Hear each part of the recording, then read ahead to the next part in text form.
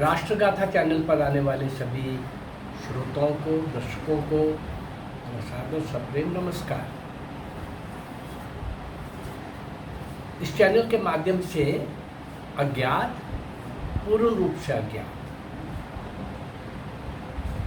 190 वर्ष का कालखंड, ईस्ट इंडिया कंपनी के आने से लेकर और ब्रिटिशर्स के वापस जाने तक का कालखंड, नेताजी सुभाष चंद्र बोस तक जिन नौजवानों ने, क्रांतिवीर वीरांगनाओं ने, नायक नायिकाओं ने अपना सर्वस्व निछावर किया और सशस्त्र चुनौती दी उस क्रूर साम्राज्यवादी सत्ताशाही अंग्रेज सरकार को, ब्रिटिश सरकार को, ऐसे अनेक असंख्य नाम, लेकिन उनको इतिहास में कोई स्थान नहीं मिला। कोई नाम उनके नहीं जानता। वो जहाँ पैदा हुए वहाँ भी कोई नहीं जानता। बीच में 3, 4, 5 जनरेशन का गैप आ गया। मैंने लगभग 3 वर्ष पूर्व ये प्रयास किया कि ऐसे सब उन लोगों को ढूंढा जाए, ऐसी हुतात्माएं, ऐसे क्रांतिवीर वीरांगनाएं जिन्होंने स्वतंत्रता रूपी महायज्ञ में अपना सर्वस्व निछावर किया, आहूत हो गए, भारत माँ की गुलामी की बेड़ियां काटने के लिए खुद कट गए, जेलों में लंबी सजाएं काटते हुए दम तोड़ गए और काला पानी जैसी घोर नारकीय सेलुलर अंडमान की जेल में जो लोग गए 90% वही मरखप गए। उनका नाम कहीं नहीं। गांव के गांव जला दिए गए, निर्दोष लोगों पर तोपों के फायर हुए। एक जलियांवाला कांड ही नहीं, ऐसे और कई कांड पूरे देश के अंदर हुए, पर किसी बलिदानी का, कुर्बान होने वाले का कहीं भी कोई नाम इतिहास में नहीं। वास्तव में तो देश की स्वतंत्रता के लिए जान हथेली पर रखकर चलने वाले लोग, बाल बालिकाएं, किशोर किशोरियां, युवा युवतियां, हर आयु वर्ग के लोग, और देश विदेश में भारत माता की जय, अंग्रेजों भारत छोड़ो, आज़ादी हमारा जन्मसिद्ध अधिकार है, ऐसी सशस्त्र चुनौती देने वाले 190 वर्ष के कालखंड में, लेकिन उनका नाम कहीं नहीं। ऐसे ही एक लंबी पंक्ति के साथ, इस बड़ी श्रृंखला के साथ असंख्य अज्ञात, पूर्ण ज्ञात ऐसे क्रांतिवीर वीरांगनाओं की एक लंबी कतार में आज एक नाम और जुड़ रहा है, श्री लाल पदमधर सिंह। श्री लाल पदमधर सिंह देश के दीवाने, देश को स्वतंत्र कराने के लिए कृत संकल्प थे। इन्हीं दीवानों में से एक थे लाल पदमधर सिंह। वे बीएससी के छात्र थे और इलाहाबाद विश्वविद्यालय में अध्ययन कर रहे थे। विश्वविद्यालय में ही हिंदू बोर्डिंग हाउस में रहते थे। देश के बड़े बड़े नेताओं को गिरफ्तार करके ब्रिटिश सरकार ने जेलों में डाल दिया था। अपने नेताओं के साथ ये दुर्व्यवहार देखकर देश का तरुण वर्ग जोश में आ रहा था। वह मरने मारने पर उतारू होकर स्वतंत्रता आंदोलन में उस समय का युवा वर्ग कूद पड़ा। 12 अगस्त 1942 का दिन था, 1942 अगस्त 12। इलाहाबाद, जो आज का प्रयागराज है, इलाहाबाद के, उस समय के इलाहाबाद के छात्र वर्ग ने एक विशाल जुलूस का आयोजन किया था। उस जुलूस का नेतृत्व संभाला था एक तेजवंत नौजवान, डायनामिक, एग्रेशन और पैशन वाला, कमाल के व्यक्तित्व वाला वो नौजवान था। लाल पदमधर सिंह ने ये नेतृत्व संभाला था। ये जुलूस इलाहाबाद हाई कोर्ट से प्रारंभ होकर नगर के प्रमुख मार्गों पर जाने वाला था। इस जुलूस में छात्राएं भी बहुत बड़ी संख्या में सम्मिलित हुई थी। लड़कियों के आग्रह पर जुलूस में सबसे आगे उन्हीं को खड़ा कर दिया गया था। उनका हम आगे खड़े होंगे भाई। उनमें कुछ एक के हाथों में बैनर्स थे और पुलिस भी उस दिन विशेष रूप से तैयार होकर पहुंची थी। जुलूस के दोनों ओर घुड़सवार पुलिस थी और लाठीधारी पुलिस पंक्तियां भी, टोलियां भी विद्यार्थियों से सटकर चल रही थी। जब जुलूस ने चलना प्रारंभ किया तो जोरदार नारे जोश का संचार करने लगे, उत्साह का संचार करने लगे।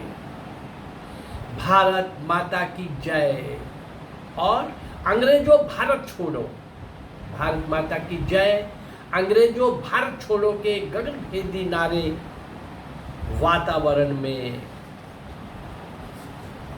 वातावरण को गरमाने लगे। तिरंगायित छात्र समूह चारों ओर दिखने लगा। पुलिस दल ने छात्र दल को आगे ना जाने की चेतावनी दी, पर छात्र दल पर इसका कोई प्रभाव नहीं हुआ। उसने आगे बढ़ना जारी रखा। इनमें से एक पुलिस अफसर ने, इतने में एक पुलिस अफसर ने आगे बढ़कर नयनतारा सहगल, बाद में बहुत बड़ी क्रांतिकारी सिद्ध हुई है, नयनतारा सहगल के हाथों से तिरंगा झंडा छीनने का प्रयास किया। दोनों में छीना झपटी होने लगी। जुलूस का नेता, इस जुलूस का नेता लाल पदमधर सिंह इसे सहन नहीं कर सका। उसने कड़कती आवाज में पुलिस अफसर को ललकारा, एक लड़की के साथ जोर आजमाई कर लेते हुए तुम्हें शर्म नहीं आती? अगर मर्द का बच्चा है तो आ मेरे साथ जोर आजमाई करके देख। ये कहकर लाल पदमधर सिंह ने नयनतारा सहगल के हाथ से तिरंगा झंडा अपने हाथ में ले लिया और आगे बढ़ना प्रारंभ कर दिया। वे अभी कुछ कदम ही बढ़ा होगा कि एक सनसनाती हुई गोली आकर उसके सीने में समा गई।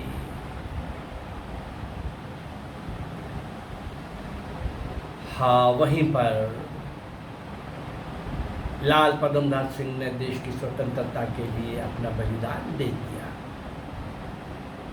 लाल पदमधर सिंह ने अपने जीवन की तैयारी बलिदान के लिए ही की हुई थी। उसका चिंतन और प्रत्येक कार्य देश की स्वतंत्रता के लिए ही होता था।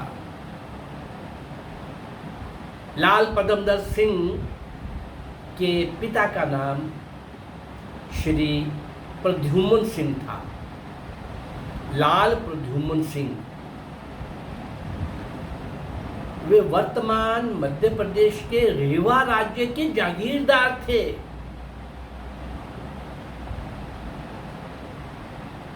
हाँ, रीवा राज्य के जागीरदार।